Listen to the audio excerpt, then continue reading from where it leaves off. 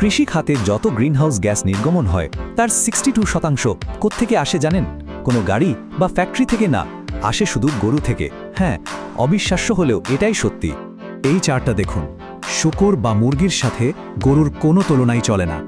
পার্থক্যটা আকাশ পাতাল, আর এই বিশাল ফারাকটাই কিন্তু আমাদের জন্য একটা বিরাট চ্যালেঞ্জ।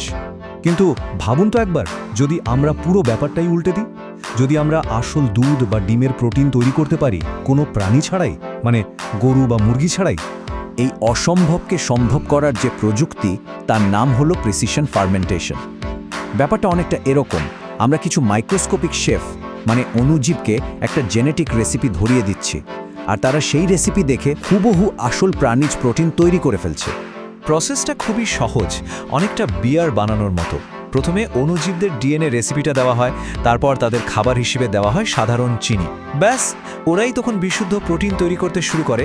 শেষে শুধু ফিল্টার করে প্রোটিনটা আলাদা করে নিলেই কাজ শেষ। আর এর ফল কি? শুনলে অবাক হবেন। এই টেকনোলজিটা সাধারণ পশুপালনের চেয়ে 100 গুণ বেশি কার্যকর। হ্যাঁ, 100 গুণ, মানে জমি লাগছে প্রায় শূন্যের কোঠায়। ব্যাপারটা একটু বুঝিয়ে বলি।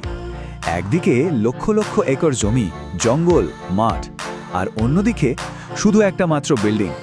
বিশাল খোলা মাঠের বদলে একটা ছোট্ট পরিষ্কার ঘরের মধ্যেই সব কাজ হয়ে যাচ্ছে। এখন হয়তো ভাবছেন, এ তো সব সায়েন্স ফিকশন সিনেমার গল্প, কিন্তু না, এটা কোনো ভবিষ্যতের গল্প না। এই জিনিস অলরেডি আমাদের আশেপাশে সুপারমার্কেটে পাওয়া যাচ্ছে। যেমন ধরুন, পারফেক্ট ডে নামের একটা কোম্পানি গরু ছাড়াই আসল ওয়ে প্রোটিন বানাচ্ছে। হতে পারে আপনি যে আইসক্রিমটা খাচ্ছেন সেটাতে এই প্রোটিন আছে।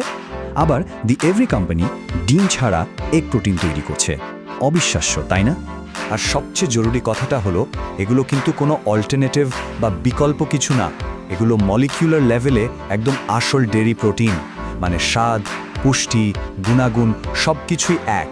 শুধু এর পেছনে কোনো গরু নেই, এটাই পার্থক্য।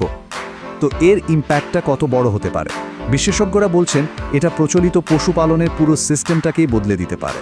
মানে আমরা শুধু একটা নতুন প্রোডাক্ট নিয়ে কথা বলছি না, আমরা আসলে একটা নতুন ফুড সিস্টেমের শুরুর দিকে তাকিয়ে আছি।